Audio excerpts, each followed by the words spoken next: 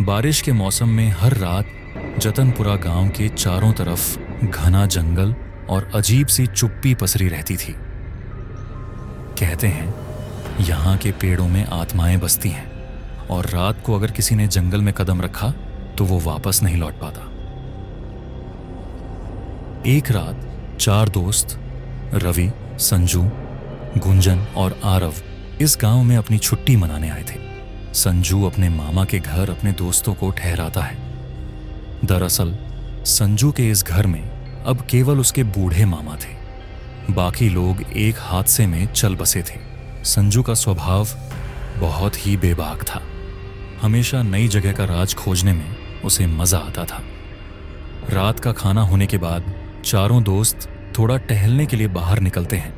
तभी गुंजन के दिमाग में एक खुरापाती आइडिया आया और वह बोला, रात को जंगल में चलें।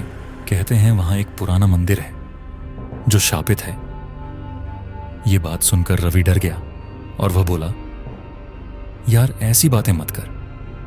पर गुंजन की जिद के कारण आधी रात को सब निकल पड़े उसी जंगल की ओर। जंगल में घुसते ही हवा भारी हो गई। सूखे पत्तों पर कदमों की आवाज जैसे किसी और के चलने की आवाज से मिल रही थी। संजू ने अचानक महसूस किया जैसे कोई ठंडी सांस उसके गर्दन पर है। तभी संजू कहता है, दोस्तों यहां कोई और भी है।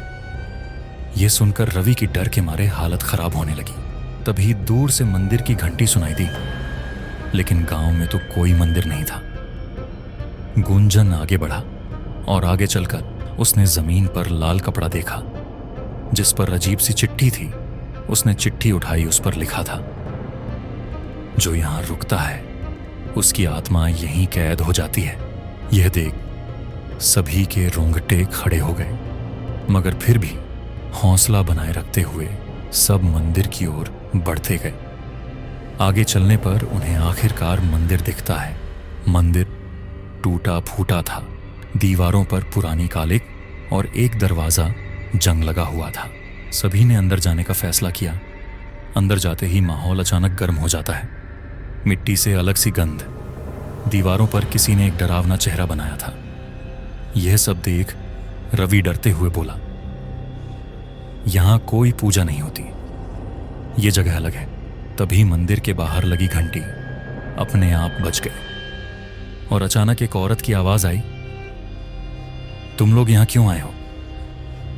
चारों ने देखा सफेद साड़ी वाली कोई छाया दरवाजे पर खड़ी है।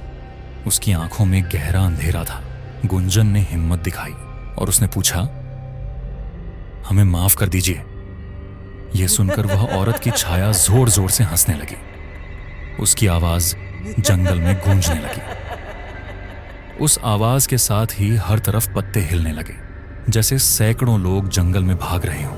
रवि डर के मारे मंदिर से निकलने के लिए भागा, मगर चारों मंदिर की दीवारों पर वही चेहरा बार बार नजर आता रहा।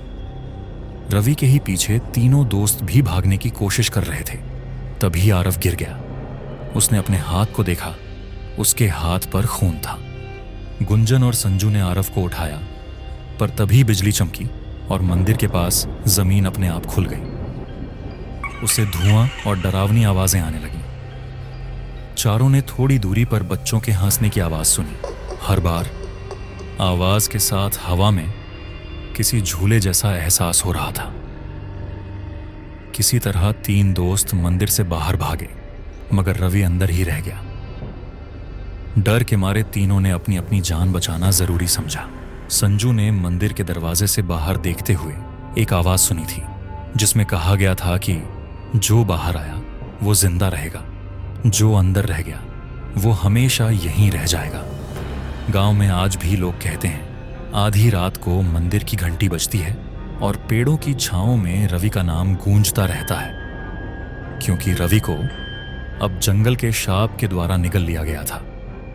गुंजन, आरव और संजू गांव लौटते वक्त बार बार पीछे मुड़कर मंदिर की ओर देखते रहे।